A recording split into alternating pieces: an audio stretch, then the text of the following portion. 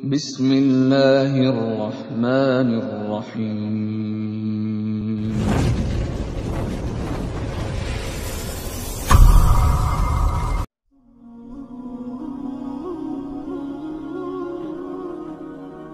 Seorang yang ketika dia keluar dari rumahnya, dia pasti memiliki tujuan kemana dia akan melangkah.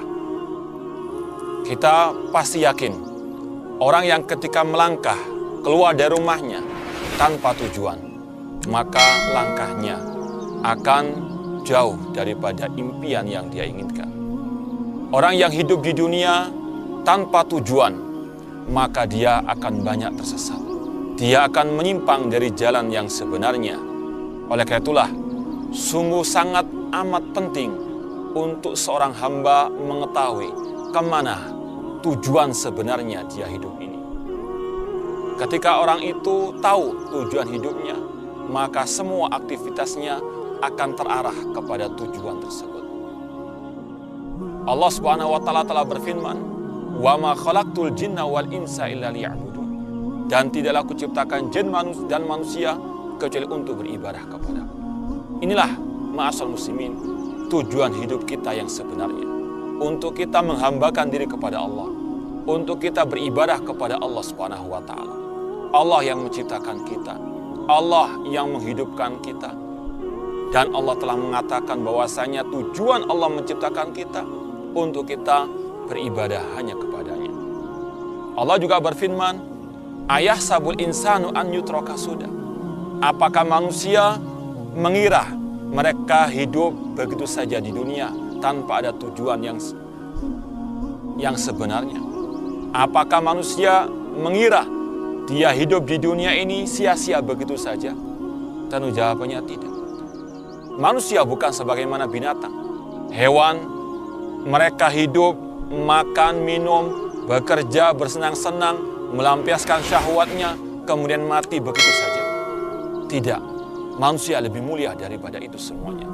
Manusia Allah ciptakan dengan hikmah yang sangat mulia, yaitu untuk beribadah kepada Allah Subhanahu wa taala. Dan dengan rahmat dan kasih sayang Allah Subhanahu wa taala, Allah ketika memberitahukan kepada manusia tujuan hidupnya untuk beribadah kepadanya, Allah pun memberikan rambu-rambu, memberikan aturan kemana dia atau dengan apa dia beribadah kepada Allah Subhanahu wa taala. Syekhul Islam Muhammad At-Tamimi rahimahullah taala berkata, "Anallaha khalaqana wa razaqana wa lam yatrukna hamalan." Allah yang menciptakan kita, Allah yang memberikan rezeki kepada kita, namun Allah tidak membiarkan kita begitu saja sia-sia hidup di atas muka bumi ini. Bal arsala ilaina rasulan, bahkan Allah mengutus kepada kita seorang rasul. Faman ata'ahu dakhalal jannah wa man asahu dakhalan nar.